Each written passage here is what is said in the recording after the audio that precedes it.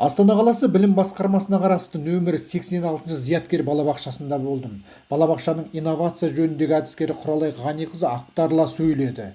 Балабақша кішкентай балаларға арналған әлеуметтік және қаржылық білім Афлатун әдісі бойынша жұмыс жасайды. Бұл әдістің өзіндік мақсаты да жоқ емес. Балаларға қаржылық сауаттылықты үйрету, өзіне өзі қызмет көрсету және тұлғаны жағымды және позитивті қабылдау бағытын ұстанған. Осы және басқа да қызметтері жайлы Әбілдиева Құралайды сөзге тарттық. Армысыз құрметті көрермен, есен амансыздар ма? Сіздердің назарларыңызда білім айнасы. Бүгінгі тақырыбымыз әдіскердің бір күні.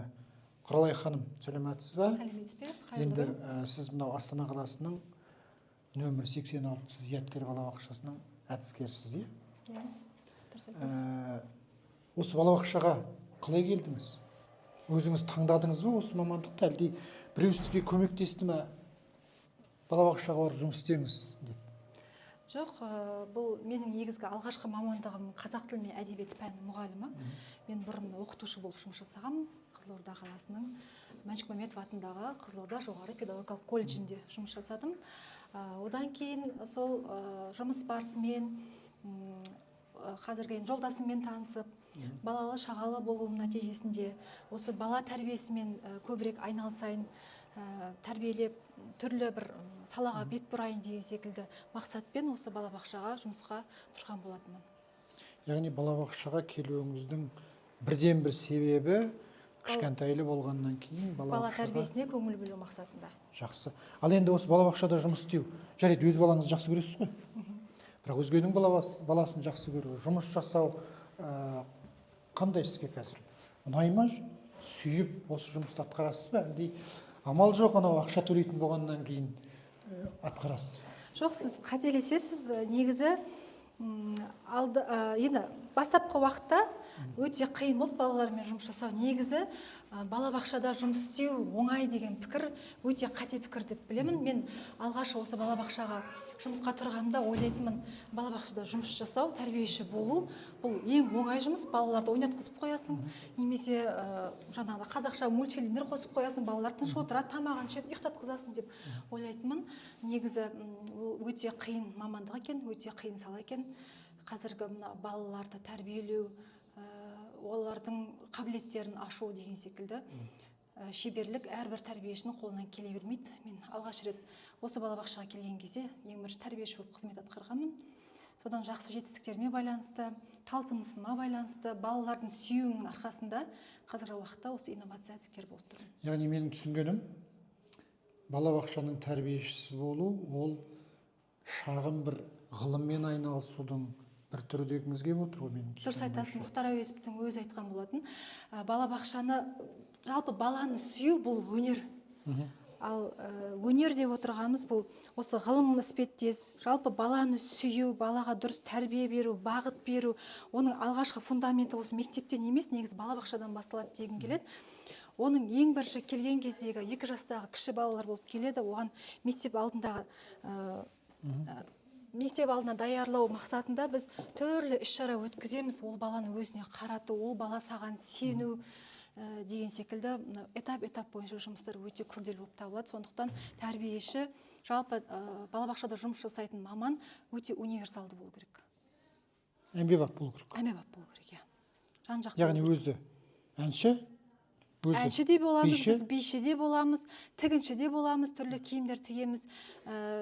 Бұл жерде шаш таразшы боламыз, қыздардың шашын өріп береміз. Қыздардың шаштарын өріп бересіздер өздеріңіз? Иә, өзіміз өріп береміз. Барлығын тазалыққа да, өнерге де, тәрбиеге де барлығына бірдей көңіл бөлу керек болады.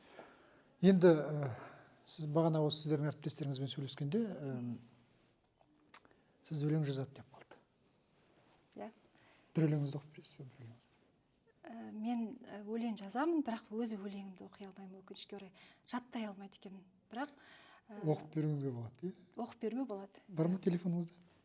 Телефонымда жоқ, қазір шығарып алып, сізге оқып берейін. Сіз бүйтіңіз, бір өлеңіңізді шығарып әкеліңіз. Жарайды. Мен сізді осы жерде күте тұрайын. Сосын сіздің өлеңіңізді оқиық. Жақсы. Құрметті көрермен, Құралай ханым әрине жай әдіскер ғана емес, ақын әдіскер екен. қазір міне өздеріңіз көргендей бір өлеңін шығарып келуге кетті. Сол өлеңді шығарып келгеннен кейін Құралай ханымға бір өлең оқытамыз. Ал, өлеңіңізді тыңдайық. Мен еліммен мақтанам. Мен еліммен мақтанам, салт дәстүрін сақтаған, атадан бата сұраған, ананың сүтін ақтаған. Мен еліммен мақтанам, өзгеге жерін сатпаған, бабалар жолын құрметтеп, бір ауыз сөзге тоқтаған. Мен еліммен мақтанам, әділдік жағын жақтаған, тәуелсіз Қазақстаным, еңсесі биік шат балаң. Ой, бәрекелді. Енді осы балабақшаға келген уақытта сіздің бір қуанышыңыздың үстінен түскен сияқты болды.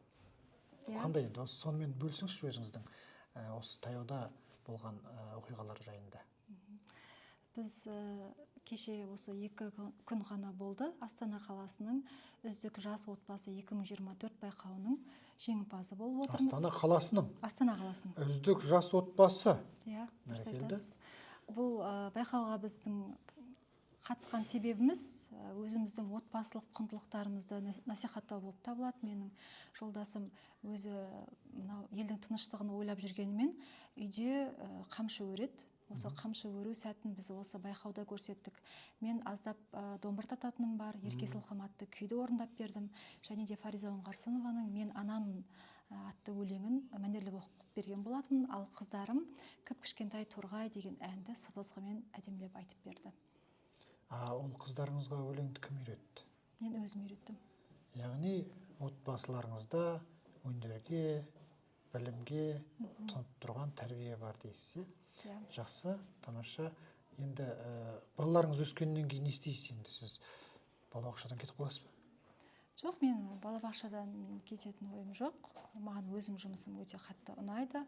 Балаларым осы балабақшаны бітірген соң, даярлықты бітірген соң мектепке апарамын. Өзім осы салада жұмыс жасағанды қалаймын. Осындай әдемі де көрікті кісінің жолдасы қандай екен? Менің жолдасым Қазақстан Республикасы Ішкі істер министрлігінің полиция қызметкері. Қазір осы елдің тыныштығын ойлайды. Мен педагогпын. Өзім екеуміз бірлесіп, ұжымдасып, осы үйдің ғана емес, елдің де бірлесіп отанды құраймыз деген мен сенімдемін. Өзіңіздің балабақшаңыз жайында не айтасыз? Біздің балабақша Бала Абай эксперименттік алаңы бойынша жұмыс жасайды. Бізде 2 топ, бастапқы Қарлығаш ересек тобы, өзімнің тәрбиеші болған кезімдегі топ, бастапқы топ болса, алғашқы келесі екінші топ, қасында серіктес топ деп атаймыз. Енді Балдырған ересек тобы осы Бала Абай жобасы арқылы Абайдың қара сөздерін, Абайдың өлеңдерін, осы мектепке барам дегенше өлеңдерін, әндерін жаттап өседі. Бізде әр жұма күні біртұтас тәрбие бағдарламасы бойынша осы Бала Абай эксперименттік алаңы бойынша әжелеріміз келіп ертегі оқиды, 8 минуттық ертегі. Кешіріңіз, сөзіңізді бөлейін. Бала Абай, яғни Абайдың бала кезіндегі айтқан, бала кезіндегі жазған өлеңдерін айтады ғой? Иә, бала кезіндегі айтқан. Тілге жеңіл, баланың жасына сай өлеңдерді біз өзіміз іріктеп алып, жоспар бойынша балаға жаттатқызамыз және де түрлі қалалық республикалық конкурстарға қатыстырамыз. Рахмет. Құрметті көрермен, тәрбиешінің, әдіскердің бір күндік жұмысымен таныстық, жетістіктерін естідік. Жақсылықтарда жүздесейік. Сіздермен бірге болған Жетіқоңырдың Қуантайы. Аман сау болыңыздар.